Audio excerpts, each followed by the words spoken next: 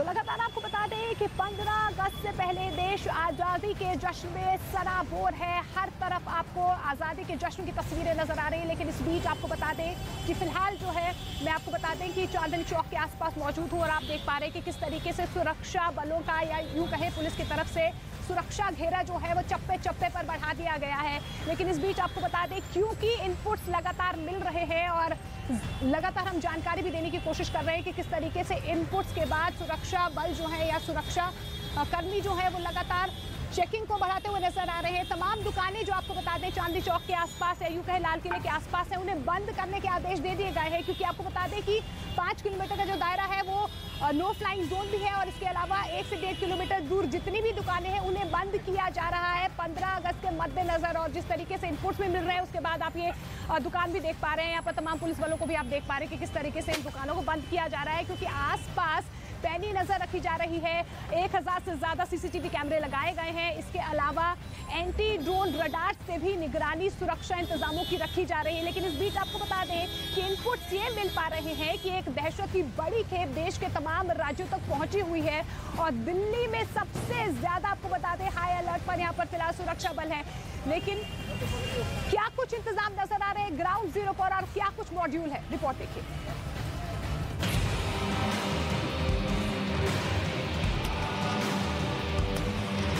उक्त अनुच्छेद 370 के सभी खंड लागू नहीं होंगे। अमृत महोत्सव और 15 अगस्त 2023 तक चलेगा। 15 अगस्त पर अलर्ट जारी, सीमा पार से दहशत की तैयारी, पाकिस्तान में पल रहे नापाक मंसूबे। देश आजादी की 75वीं सालगिरह मना रहा है, जिसे लेकर कश्मीर से कन्याकुमारी तक आजादी का अमृत महोत्सव मनाया जा रहा है। हर घर तिरंगा अभियान चलाया जा रहा है। बस इसी जश्न को देखकर चिड़े पाकिस्तान में बैठे कुछ आतंकी संगठन हिंदुस्तान में दहशत का माहौल बनाने के मंसूबे पाले हुए हैं, जिसकी भनक खुफिया एजेंसियों को लग चुकी है। इस बीच खुफिया एजेंसियों ने अलर्ट जारी कर आतंकी साजिश का पर्दाफाश किया। 15 अगस्त से ठीक पहले खुफिया विभाग ने एक बड़ा आतंकी अलर्ट जारी किया है। इस अलर्ट के मुताबिक आतंकी देश की राजधानी दिल्ली, उत्तर प्रदेश, मुंबई और गुजरात में बड़ी आतंकी वारदात को अंजाम देने की फिराक में है और इसके लिए दहशत की खेप अलग अलग शहरों में भेज दी गई है। आतंक का ताना बाना सीमा पार से पाकिस्तान में रचा गया है। 15 अगस्त को लाल किले पर होने वाले कार्यक्रम को लेकर खुफिया एजेंसियों ने बताया कि पाकिस्तान से ड्रोन के जरिए आईईडी को भारत के अलग अलग हिस्सों में पहुंचाया गया। ड्रोन से पिस्तौल, हैंड ग्रेनेड और AK-47 जैसे हथियार भारत लाए गए। 15 अगस्त के दिन लोन वुल्फ अटैक योजना भी तैयार की गई। लाल किले पर हमले के लिए पतंग जैसी चीज से हमले की योजना बनाई गई। पाकिस्तान के कई आतंकी संगठन को हमले की जिम्मेदारी दी गई। सुरक्षा बल को यह हमले का इनपुट पिछले दिनों पंजाब और अलग अलग राज्यों से गिरफ्तार किए गए संदिग्ध आतंकियों से पूछताछ में मिला है। आतंकियों के निशाने पर दिल्ली ही नहीं कश्मीर घाटी भी है, क्योंकि पहले धारा 370 को हटाए जाना और उसके बाद कश्मीर में G20 समिट की तैयारी करना और अब कश्मीर में आजादी के अमृतकाल के चलते हर घर में तिरंगा फहराना आतंकियों के सीमा पार बैठे आकाओं की आंख में नश्तर की तरह चुभ रहा है। और यही कारण है कि आतंकियों ने अब बुखलाकर कश्मीर घाटी में हमले करने की प्लानिंग में जुट गए हैं। घाटी में गड़बड़ी की साजिश। घाटी में G20 समिट से पाकिस्तान बेचैन। पाकिस्तान की बेचैनी से बौखलाए आतंकी। आतंकियों ने बनाया खौफ का नया प्लान। घाटी की अमन शांति से पाकिस्तान में बैठे आतंकी बौखला गए। घाटी में आतंक पर हुए प्रहार से सीमा पार बैठे आतंकी घबरा गए, लेकिन बौखलाए इन आतंकियों की एक और बड़ी साजिश अंजाम तक पहुंचने से पहले ही बेनकाब हो गई। घाटी को अशांत करने का टेरर प्लान कोई और नहीं, पाकिस्तान में बैठे जैश-ए-मोहम्मद और हिजबुल मुजाहिदीन के आका रच रहे थे, जिनकी आतंकी साजिश का पर्दाफाश हुआ है। जैश-ए-मोहम्मद और हिजबुल मुजाहिदीन के आतंकियों की नजर अगले साल जम्मू कश्मीर में होने वाली G20 समिट पर है, जिन्होंने G20 समिट से पहले बड़ी आतंकी साजिश को अंजाम देने की योजना बनाई। दहशत फैलाने की साजिश को अंजाम तक पहुंचाने की जिम्मेदारी PFI, TRF, गजबनी फोर्स को दी गई। सूत्रों से मिली जानकारी के मुताबिक 2 दिन पहले घाटी में सेना के कैंप पर हुआ हमला भी इसी साजिश का हिस्सा था। बताया गया आतंकियों ने वहां के ईदगाह इलाके में मौजूद कैंप पर ग्रेनेड फेंका, जिसमें एक पुलिसकर्मी और आम नागरिक को चोटें आईं। आतंकियों की साजिश सीआरपीएफ कैंप को उड़ाने की भी थी और ऐसा करके वो 15 अगस्त से पहले लोगों में दहशत फैलाने की कोशिश में थे। आतंकी हमले के बाद सुरक्षा बलों के जवान पहले से ज्यादा अलर्ट हो गए हैं। इलाके की निगरानी के लिए जवानों की तैनाती कर दी गई है और चप्पे चप्पे पर सुरक्षा बलों को तैनात किया गया है। जिस सीआरपीएफ कैंप के ऊपर हमला हुआ था उसके बाहर बैरिकेडिंग करके रास्ते को बंद कर दिया गया है ताकि कोई भीतर ना जा सके। और वहीं आतंकियों की तलाश में सुरक्षा बलों के जवान जुट गए हैं और पूरे इलाके में सर्च ऑपरेशन जारी है। सीमा पर फौज हमेशा अलर्ट रहती है और इस दौरान पे हम हमने और भी सिक्योरिटी बढ़ा रखी है। इसके अलावा जो अंदर का इलाका जिसको हम हिंटरलैंड बोलते हैं, यहाँ की सिक्योरिटी के लिए भी हमने पुलिस के साथ में मिलाप कर रखा है। हमारी सिक्योरिटी कॉन्फ्रेंस हो रखी है और उसके हिसाब से हमने एक स्कीम बनाई है जिससे पूरे इलाके में ज़्यादा से ज़्यादा डोमिनेशन किया जा रहा है। हालांकि इस हमले की जिम्मेदारी किसी आतंकी संगठन ने नहीं ली। बताया गया कि हमले के बाद जख्मी पुलिसकर्मी को इलाज के लिए अस्पताल ले जाया गया। दरअसल आतंकियों की बौखलाहट इसलिए भी बढ़ गई क्योंकि जम्मू कश्मीर के उपराज्यपाल मनोज सिन्हा ने दावा किया कि सरकार 1 साल में केंद्र शासित प्रदेश में आतंकवाद के ताबूत में आखिरी कील ठोक देगी और घाटी में जारी सेना का ऑपरेशन क्लीन स्वीप उसी का हिस्सा भी है।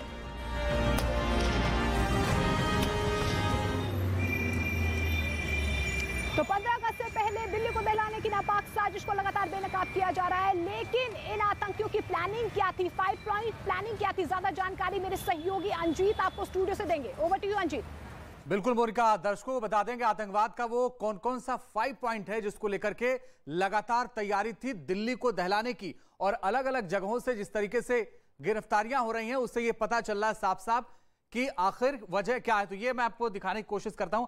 आईडी भारत भेजना, आईडी को भारत में भेजना एक तैयारी है जिसको लेकर के लगातार दहलाने की कोशिश हो रही है। उसके अलावा हथियार भारत भेजे गए लेकिन ये कोशिश भी नाकाम कर दी गई। इसके अलावा दिल्ली में अटैक की तैयारी, यानी राजधानी दिल्ली में अटैक की तैयारी और हमले की साजिश, दिल्ली में साझा हमले की भी जिम्मेदारी दी गई थी। ये वो तमाम एक एक करके 5 पॉइंट हैं जिनके बारे में हम आपको बता रहे हैं।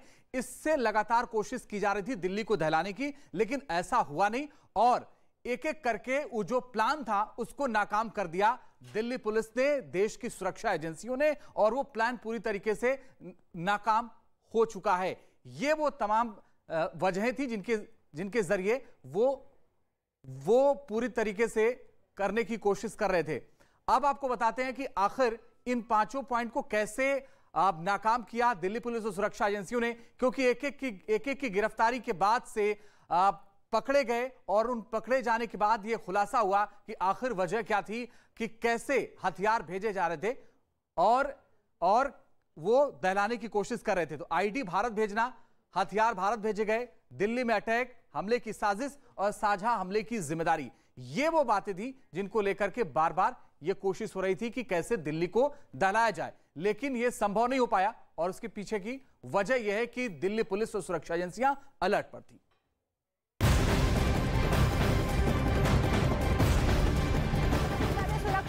अलर्ट पर है, लेकिन इस बीच असम से एक बड़ी खबर आपको बता दें। असम के सोनारी से एक उग्रवादी गिरफ्तार हुआ है। सर्च ऑपरेशन लगातार जो है देश भर में किया जा रहा है, लेकिन इस बीच असम से आपको बता दें बड़ी खबर, जहां पर सोनारी से उग्रवादी गिरफ्तार किया गया है। सेना और पुलिस का ये ऑपरेशन था, साझा ऑपरेशन था, और इस बीच बड़ी खबर, असम से ये गिरफ्तारी हुई है।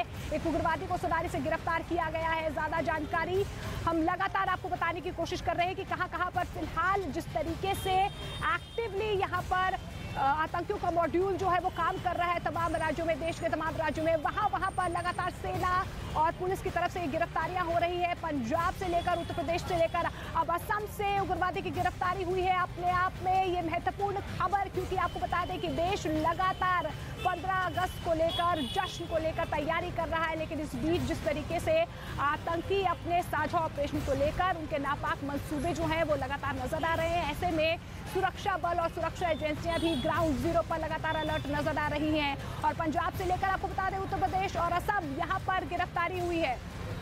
लेकिन आपको बता दें जिस तरीके से ये एक बड़ा मॉड्यूल है या बड़ा साझा ऑपरेशन तमाम आतंकियों की तरफ से सामने आ रहा है,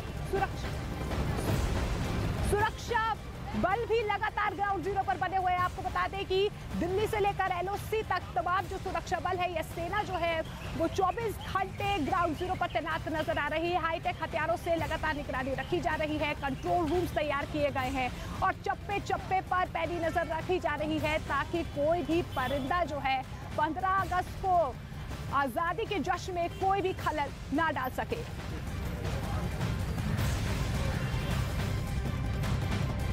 स्वतंत्रता दिवस नजदीक है और भारतीय सेना एलओसी पर मुस्तैद है। सीमा पार से साजिशें हो रही हैं, किसी न किसी तरीके से जम्मू कश्मीर में आतंकियों को दाखिल करवाया जा सके। हम इस समय पुंछ में एलओसी पर हैं। आप देख सकते हैं भारतीय सेना के जवान जहां फेंसिंग के साथ साथ पूरी मुस्तैदी के साथ हैं, नज़र बनाए हुए हैं दुश्मन के ठिकाने की ओर जिस तरफ से आतंकियों की घुसपैठ हो सकती है।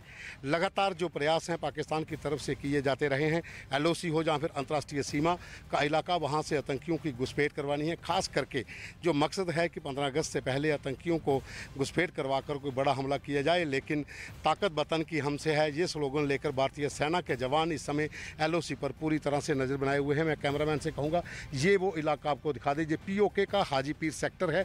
यहाँ पर आतंकियों के लॉन्चिंग पैड्स हैं जिनके नाम वहाँ पर मैं आपको बता दूं कि यहाँ सबसे बड़ा जो लॉन्चिंग पैड है वह कहूटा फॉरवर्ड करके है और उसके बाद नेजापीर है, फिर उसके बाद मंडार है, केरनी है। ये पूरा इन इलाकों में पीओके के इलाकों में आतंकियों की मौजूदगी वहाँ पर देखी जा रही है और इसी इलाके से घुसपैठ की आशंका बनी रहती है कि आतंकी किसी न किसी तरीके से घुसपैठ करके यहाँ पर दाखिल हों। लेकिन इसकी रखवाली के लिए यहाँ पर जवान जो हैं वो तैनात हैं। यहाँ पर 24 घंटे यहाँ पर नज़र रखी जाती है एलओसी के ऊपर।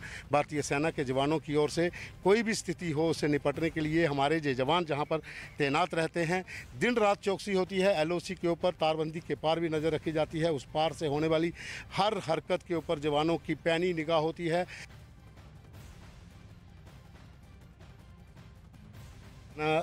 मुस्तैद है, उस पार से कोशिशें होती हैं। जाहिर सी बात है कि एनिमी ट्राई करता है स्नीक इन करने की, घुसपैठ की कोशिश होती हैं, कैंप वहाँ पर चल रहे हैं। किस तरह की तैयारी उन लोगों से निपटने की भारतीय सेना की एलसी पर है? हम हर समय हर चुनौती से निपटने के लिए तैयार हैं, चाहे वो दहशतगर्दों का इन्फिल्ट्रेशन की कोशिश हो या एलसी पे और भी किसी प्रकार की चुनौती आए। भारतीय सेना हर तरीके से तैयार है। हमारे पास आधुनिक उपकरण हैं, आधुनिक हथियार हैं और हर एक जवान अपने खून का कतरा बहा देगा, लेकिन सरहदों पर कोई आँच नहीं आने देगा। सर, मेरा आखिरी सवाल है कि इस समय अगर हम बात करते हैं पूरे देश में हर घर तिरंगा अभियान के तहत लोगों को साथ जोड़ा जा रहा है, लेकिन सीमा पार से साजिशें रची जा रही हैं किसी न किसी तरीके से। स्वतंत्रता दिवस पास है, कोई हमला किया जा सके, राजौरी में भी इसी तरह का हमला हो चुका है, उसे लेकर क्या प्रिपरेशंस हैं? हमारी पूरी प्रिपरेशंस है। सबसे अहम बात यह है कि इस इलाके में लोगों ने दहशतगर्दी को कबूल नहीं किया है, दहशतगर्दी को हराया है। इक्के दुक्के अगर इंसिडेंट्स हो भी जाते हैं, हम हर एक इंसिडेंट से निपटने के लिए तैयार हैं और दुश्मन की हर चाल को विफल करने के लिए तैयार हैं। तो लगातार हम आपको बताने की कोशिश कर रहे हैं कि किस तरीके से घाटी में या यूं कहे एलओसी में भी अगर खौफ पैदा करने की कोशिश की जा रही है, लेकिन सुरक्षा बल लगातार जो है वो तैनाती है उनकी ग्राउंड जीरो पर। लेकिन इस बीच आपको बता दें, क्योंकि भारत पाक सीमा पर भी लगातार निगरानी बनाई हुई है, वहां पर भी अलर्ट जारी किया गया है। ऐसे में आपको बता दें कि पुंछ सेक्टर के पार जो हाजीपुरी एक इलाका है जहां पर कई ऐसे गाँव है जहां पर गाँव में कई ऐसे लॉन्चिंग पैड्स हैं, उन पर भी जो है सुरक्षा बलों की पूरी निगरानी है।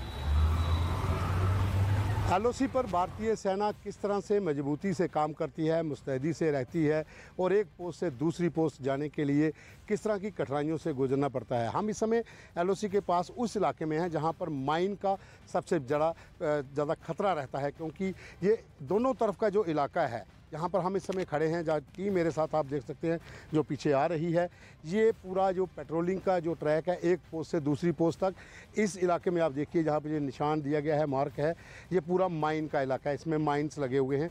और यही इसी तरह से इस तरफ भी अगर आप देखें तो यहाँ पर भी माइंस हैं, दोनों तरफ माइंस लगे हैं और ये आशंका रहती है कि कहीं कोई दुश्मन या माइंस नीचे ना खिसका जाए, जहाँ मौसम ख़राब होने के बाद बारिश हो तो जो माइंस है वो नीचे ना आ जाएं। तो जवान अगर आप देखेंगे तो ये आगे जो चल रहा है ये डिटेक्ट करता है कि अगर माइन है तो पता चल जाएगा, और उसके बाद जहाँ पर इनके पाँव आएंगे उसके पीछे वही जवानों के पाँव सेम आते जाएंगे जिस इलाके से जो माइन डिटेक्ट करता हुआ जा रहा है। एक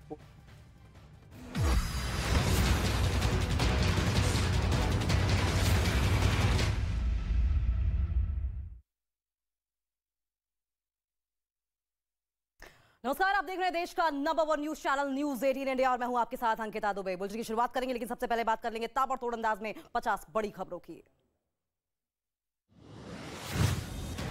15 अगस्त से पहले पंजाब पुलिस को बड़ी कामयाबी मिली है। पंजाब पुलिस ने दिल्ली पुलिस की मदद से ISIS से जुड़े 4 आतंकियों को गिरफ्तार कर लिया।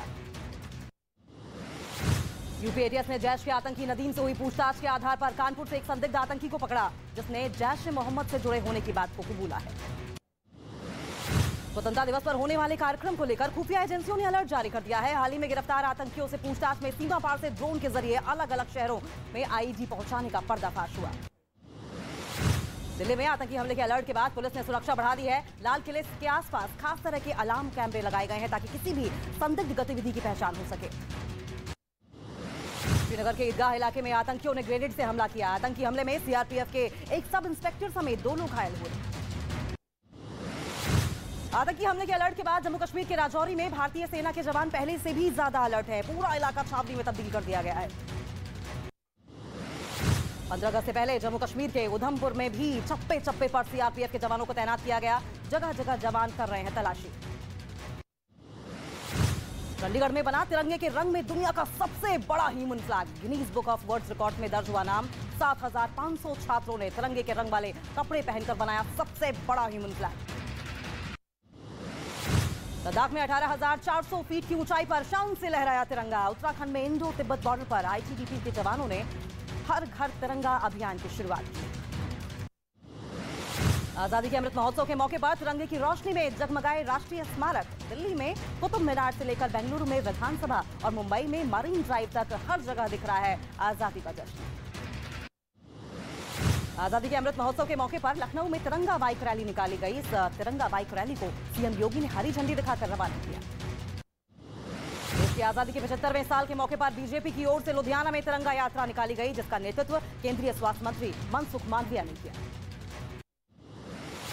आज बीजेपी पूरे देश में मनाएगी विभाजन विभीषिका दिवस। प्रधानमंत्री मोदी ने 2021 में इसको हर साल मनाने की घोषणा की थी। दिल्ली में बीजेपी अध्यक्ष जेपी नड्डा तो लखनऊ में सीएम योगी निकालेंगे मौन पैदल मार्च।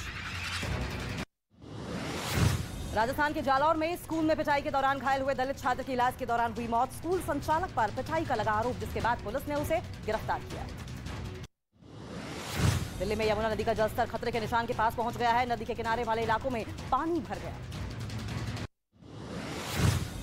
दिल्ली के आईएसबीटी फ्लाईओवर के पास देर रात एक लड़के को यमुना नदी में डूबने से बचा लिया गया। गोताखोरों के युवक को बचाने का वीडियो वायरल हो रहा है। मध्य प्रदेश के शिवपुरी में उस समय हड़कंप मच गया जब एक मगरमच्छ पानी में बहते हुए रिहायशी इलाके में आ गया। हालांकि मौके पर पहुंची वन विभाग की टीम ने कड़ी मशक्कत के बाद मगरमच्छ को पकड़ लिया। छत्तीसगढ़ के बिलासपुर में बाढ़ बारिश से लोगों की मुसीबतें बढ़ गई हैं। एक ही दिन में अलग अलग जिलों से पानी में 5 लोगों के बहने की खबर सामने आई। छत्तीसगढ़ के मुंगेली जिले में बारिश का कहर लगातार जारी है। मुंगेली की आगर नदी के पुलपारा में एक व्यक्ति के बहने की घटना सामने आई। माउंट आबू में पिछले 5 दिनों से हो रही भारी बारिश ने लोगों की मुसीबतें बढ़ा दी हैं। फिर भी दूर दूर से माउंट आबू आने वाले पर्यटक मानसून का मजा लेते दिखाई दे रहे हैं। केरल के कन्नूर में चक्रवाती तूफान ने पूरे इलाके में तबाही मचा दी है। कई घर और दुकानें क्षतिग्रस्त हो गए। केला और नारियल की फसलें भी खराब हुई। राजस्थान के कोटा में भारी बारिश के बीच पानी में बहकर शिव मंदिर पहुंचा 7 फीट लंबा मगरमच्छ। मंदिर में दर्शन करने वालों में मगरमच्छ देखकर मचा हड़कंप। हिमाचल प्रदेश के ऊना में नदी में डूबने से 2 युवकों की मौत हो गई। पुलिस ने दोनों युवकों का शव कब्जे में लेकर पोस्टमार्टम के लिए भेज दिया है। महाराष्ट्र के बीड़ में बड़ा सड़क हादसा, जहां कार और ट्रक में जोरदार टक्कर होने के बाद 6 लोगों की मौके पर ही दर्दनाक मौत हो गई।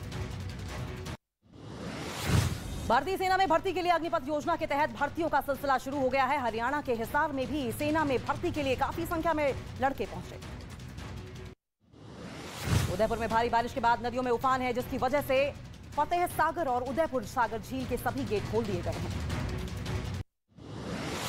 महाराष्ट्र के चंद्रपुर में स्मशान घाट तक जाने के लिए उफनती नदी पार करने के लिए लोग मजबूर हैं। पुल न होने की वजह से जान जोखिम में डालकर लोग अर्थी को नदी के बीच से ले जाते दिखाई दिए। महाराष्ट्र के अमरावती में मूसलाधार बारिश से बडूह तहसील पर बना रास्ता बह गया। 1 साल पहले ही प्रशासन ने सड़क को तैयार किया था। रास्ता बहने से इलाके के लोगों की मुश्किलें बढ़ गई हैं।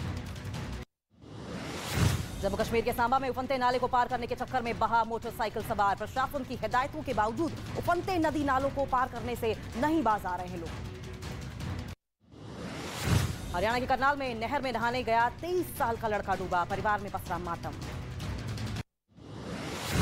मशहूर शेयर निवेशक राकेश झुनझुनवाला का 62 साल की उम्र में निधन हो गया। पिछले महीने ही झुनझुनवाला की अकासा एयरलाइंस के विमान ने पहली उड़ान भरी थी। नागपुर में उत्कृष्ट भारत कार्यक्रम में संघ प्रमुख मोहन भागवत शामिल हुए, जहां उन्होंने कहा कि भारत के अस्तित्व में एकता है जिसे दुनिया सीख सकती है। राष्ट्रपति द्रौपदी मुर्मू स्वतंत्रता दिवस की पूर्व संध्या पर आज शाम राष्ट्र को करेंगी संबोधित। राष्ट्रपति के तौर पर राष्ट्र के नाम ये उनका पहला संबोधन। मध्य प्रदेश के हरदा में कृषि मंत्री ने किसानों के साथ ट्रैक्टर पर तिरंगा यात्रा निकाली। 1000 से ज्यादा ट्रैक्टरों पर राष्ट्रीय ध्वज लगाकर तिरंगा यात्रा निकाली गई। यूपी के फिरोजाबाद में एक बच्चा तालाब में डूब गया। वहां से गुजर रहे लोगों ने किसी तरह उस बच्चे की जान बचाई, उसे तालाब से निकाला, उसे अस्पताल पहुंचाया, लेकिन उसे बचाया नहीं जा सका। देश में पिछले 24 घंटों में कोरोना के 14,092 नए मामले आए सामने, जिसके बाद एक्टिव मामलों की संख्या 1,16,861 हो गई है। उत्तराखंड के खटीमा में कई कांग्रेस नेताओं ने बीजेपी का दामन थाम लिया है। इस दौरान सीएम पुष्कर सिंह धामी भी वहां मौजूद रहे। शाहजहांपुर पुलिस ने 1 करोड़ 40 लाख की स्मैक के साथ 2 तस्करों को गिरफ्तार किया है। आरोपियों के पास से 350 ग्राम स्मैक भी बरामद की गई। महाराष्ट्र के ठाणे से पुलिस ने चोरों के बड़े गैंग का पर्दाफाश किया। ये गैंग महाराष्ट्र से लेकर गोवा तक 2 पहिया वाहन और कार में लगे टेप की चोरी किया करता था। माफिया मुख्तार अंसारी की पत्नी आफसा अंसारी की संपत्ति को गाजीपुर पुलिस ने कुर्क कर दिया है, जिसकी कीमत 6.30 करोड़ रुपए है। गाजियाबाद का एक वीडियो सोशल मीडिया पर खूब वायरल हो रहा है, जिसमें कुछ लोग एक युवक की पिटाई करते दिखाई दे रहे हैं। दावा है कि बैटरी चोरी के आरोप में युवक को पकड़कर पीटा गया। बिहार के नालंदा में स्कूल वैन ड्राइवर ने बाइक सवार को टक्कर मार दी। हादसे के वक्त वैन छात्रों से भरी हुई थी, जिसमें से कुछ छात्रों को चोटें भी आई।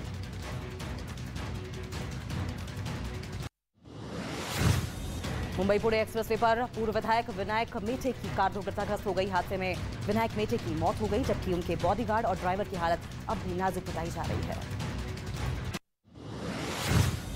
रांची में जाली नोटों का कारोबार करने वाले गैंग का पर्दाफाश। दिल्ली पुलिस ने एक आरोपी को धर दबोचा। आरोपी के पास से 3,97,000 रुपए बरामद। अंबाला शहर के दरियाना गांव में हुए मर्डर मामले में अंबाला पुलिस पर पक्षपात का आरोप लगाते हुए परिजनों ने मानव चौक पर जाम लगा दिया। पुलिस पर मर्डर के आरोपियों को छोड़ने का आरोप लग रहा है।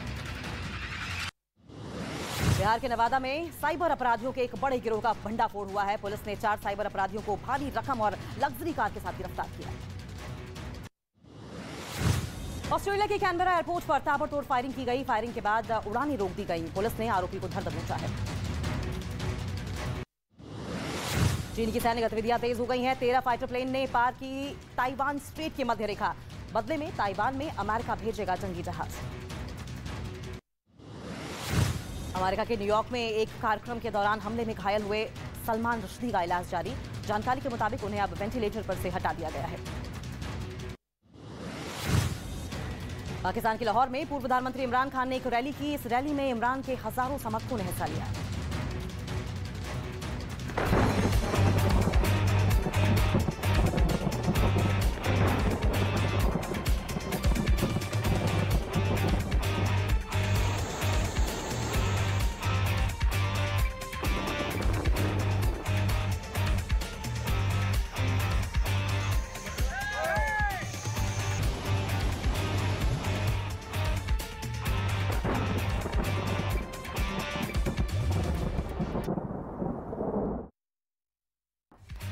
नमस्कार, आप देख रहे हैं देश का नंबर 1 न्यूज चैनल। मैं हूं आपके साथ सपना शुक्ला। सबसे सटीक और भरोसेमंद खबरों के लिए देश ने एक बार फिर न्यूज 18 इंडिया पर भरोसा जताया है। इंडिया टीवी और आज तक को पछाड़कर न्यूज 18 इंडिया लगातार देश का नंबर 1 चैनल बना हुआ है। हम पर भरोसा जताने के लिए आप सभी का बहुत धन्यवाद। नमस्कार, मैं हूं आपके साथ अंजीत और शुरुआत करेंगे आधे हिंदुस्तान पर जारी पानी प्रहार के साथ। देश भर के कई जगह बादल लगातार बरस रहे हैं। लोगों के मकानों में पानी भर गया है तो कहीं नदियों में उफान से लोग परेशान हैं। सड़कें दरिया बन गई हैं तो लोगों को एक जगह से दूसरी जगह जाने के लिए कमर तक पानी से गुजरना पड़ रहा है। नमस्कार, आप देख रहे हैं न्यूज 18 इंडिया, देश का नंबर 1 न्यूज चैनल। मैं हूं आपके साथ अंकिता दुबे। नॉर्थ इंडिया से लेकर साउथ इंडिया तक बाढ़ ने हाहाकार मचा रखा है। बारिश और बाढ़ से लोग त्राहिमाम कर रहे हैं। साथ ही आपको दिल्ली में यमुना नदी का हाल भी बताएंगे, जो खतरे के निशान के करीब पहुंच गई है। यमुना नदी में उफान की वजह से नदी के आसपास के लोगों को सुरक्षित जगहों पर पहुंचाया जा रहा है और अलर्ट भी अब जारी कर दिया गया है।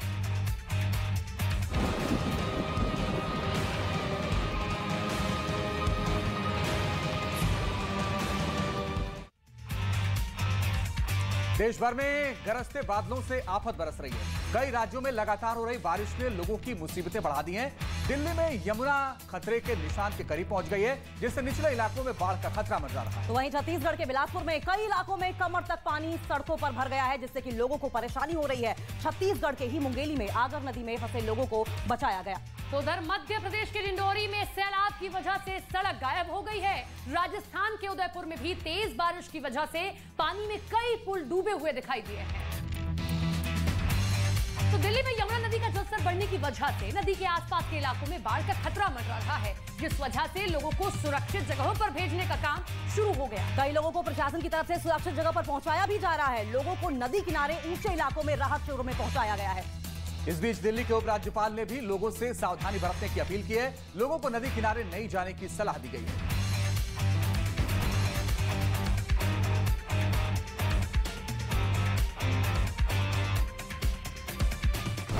खतरे के निशान से ऊपर यमुना नदी। यमुना नदी के आसपास बाढ़ का खतरा। देश के पहाड़ी राज्यों में हो रही लगातार भारी बारिश का असर अब दिल्ली में भी दिखने लगा है। दिल्ली में यमुना नदी का स्तर 205 मीटर से ऊपर पहुंच गया है, जिसके बाद निचले इलाकों में बाढ़ का खतरा बढ़ गया।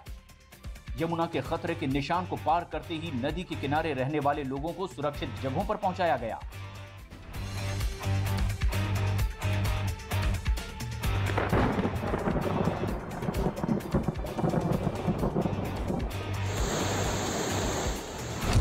हरियाणा के हथनीकुंड बैराज से भी पानी छोड़ा गया है और इसके बाद दिल्ली में यमुना नदी का जलस्तर बढ़ गया। फिलहाल बाढ़ नियंत्रण विभाग की ओर से यमुना नदी के हालात पर नजर रखी जा रही है। हालांकि नदी के किनारे बनी कुछ झोपड़ियां पूरी तरह से पानी में डूब गई, जिसके बाद वहां रहने वाले लोगों को राहत शिविरों में भेजा गया। हाँ, पानी आ गया गली में, आगे मतलब रास्ता है, रास्ता बंद हो गई थी हमारी, इधर की भी उधर की, दोनों साइड की रास्ता बंद हो गई। तो जब पानी का स्पीड इतनी तेज थी तो हम देखने गए तो हमारा 1 मिनट के अंदर पानी इतनी स्पीड थी कि हाथ ऊंचा पानी एकदम स्पीड पे आया था। तो हमने एकदम सामान बांधा, बच्चों को निकाल के सीधे चले आए। सुरक्षित जगहों पर पहुंचाए गए लोगों से सावधानी बरतने की अपील।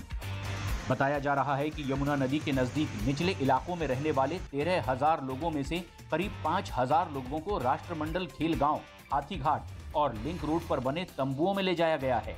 इस बीच दिल्ली के उपराज्यपाल विनय कुमार सक्सेना ने भी लोगों से नदी में न जाने और सावधानी बरतने की अपील की है।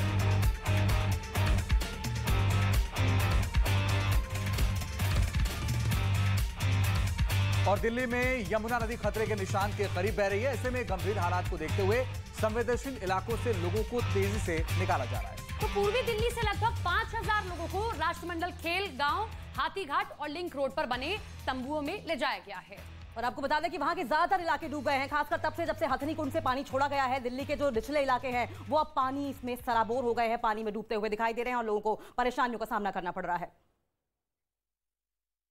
सरकार की तरफ से भी कैंप्स लगाए गए हैं और अब आप देखिए ये इंतजार कर रहे हैं कि वापस जो यमुना का जल स्तर है वो कम होगा, ये वापस फिर से उन इलाकों में शिफ्ट होंगे। अभी इनकी जो गुजर बसर है वो यहाँ पर सड़क पर हो रहा है और देखिए सरकार की तरफ से जो इंतजाम किए गए हैं, जो राहत शिविर लगाए गए हैं वो भी हमें यहाँ पर नजर आ रहे हैं। सुबह जब हम यहाँ पर पहुँचे थे तो यहाँ पर जो यहाँ लोग रह रहे हैं उनके लिए नाश्ते का इंतजाम यहाँ पर किया गया था, पानी का इंतजाम यहाँ पर किया गया। तो करीब 5,000 लोग पूर्वी दिल्ली के इलाके में रह रहे हैं। इसके अलावा 2,000 लोग नॉर्थ दिल्ली के जो यमुना खादर से लगे हुए इलाके हैं वहाँ पर बाहर किए गए हैं। और देखिए मवेशी जो है, तमाम मवेशी बाहर यहाँ पर लेकर आ गए हैं। तो अभी यहाँ जितने भी लोग हैं बाहर शिफ्ट कर दिया है और इंतज़ार हो रहा है कि जो यमुना का जलस्तर है वो फिर से कम हो, ये वापस उन्हीं इलाकों में जाए। फिलहाल जो प्रशासन है वो पूरी नज़र यहाँ पर रखे हुए है और किसी भी चीज़ की कमी ना हो उसके लिए बाकायदा यहाँ पर देखिए सिविल डिफेंस के जो लोग हैं वो यहाँ पर मौजूद हैं और जो प्रशासन की टीम है वो लगातार इस इलाके में दौरे पर रहती हैं, क्योंकि संख्या बहुत ज़्यादा है इन लोगों की। बाढ़ बारिश का कहर सिर्फ पहाड़ों पर ही नहीं बल्कि मैदान और रेगिस्तान में भी बरपा हुआ है। मध्य प्रदेश, छत्तीसगढ़ के साथ राजस्थान में लगातार हो रही बारिश ने लोगों की मुसीबतें बढ़ा दी हैं। तो आसमान से आई आफत के बाद सड़कें सैलाब बन चुकी हैं। प्रशासन लगातार लोगों को अलर्ट कर रहा है। बावजूद इसके लोग लापरवाही कर खुद की जान को जोखिम में डाल रहे हैं। और इसका नतीजा ये हो रहा है कि सैलाब लोगों को अपने आगोश में ले रहा है, जिससे उनकी परेशानी बढ़ती जा रही है।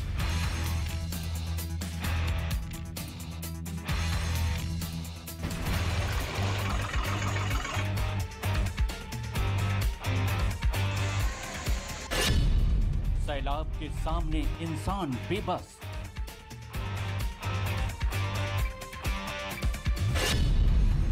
सड़कों पर नाव बनी सहारा।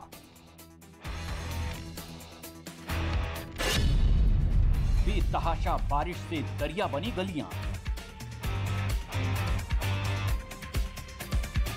आसमान से आई आफत से आधा हिंदुस्तान परेशान है।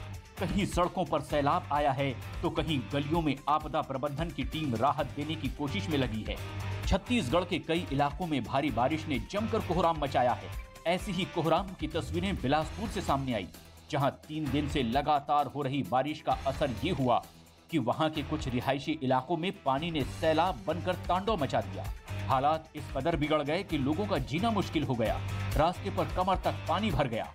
सड़कों पर आ रहे पानी के बाद प्रशासन लगातार लोगों से पानी में न जाने की अपील करता दिखाई दिया। बावजूद इसके लोग अपनी जान जोखिम में डालकर पानी में उतर गए, जिसके बाद वहां से जो तस्वीरें सामने आई वो दिल दहला देने वाली थी।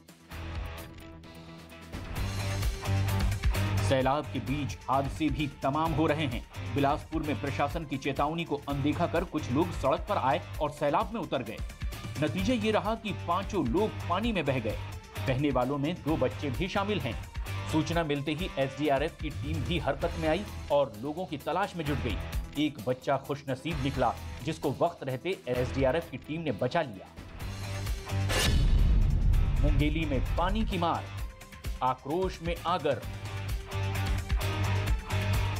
समंदर बनी सड़कों की कुछ तस्वीरें छत्तीसगढ़ के मुंगेली से भी सामने आई, जहां बारिश के बाद आगर नदी का आक्रोश देखने को मिला। आगर नदी में एक आदमी बह गया। शख्स को बचाने के लिए पुलिस और एसडीआरएफ की टीम मौके पर पहुंची, जिसके बाद कर्मचारियों ने उस आदमी को बचाने के लिए नदी के ऊपर बने पुल से रस्सी फेंकी और उस आदमी को बचाया गया। रेगिस्तान में जल प्रवाह, पानी की मार, राजस्थान लाचार।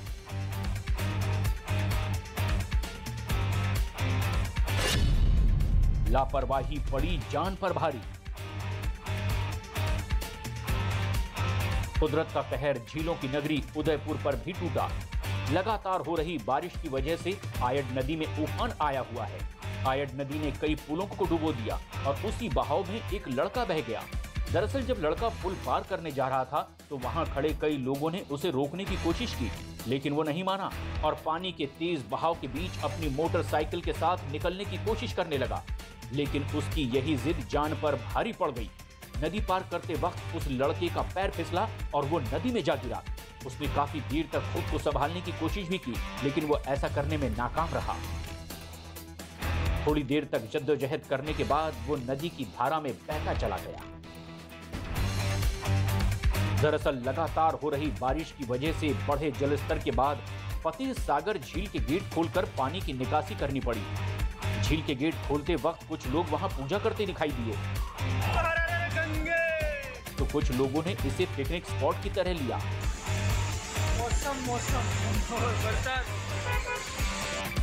झील के गेट खुलने के बाद आयड नदी का जलस्तर बढ़ गया और प्रशासन ने लोगों से नदी के किनारे और नदी पर बने पुलों से दूर रहने की अपील की।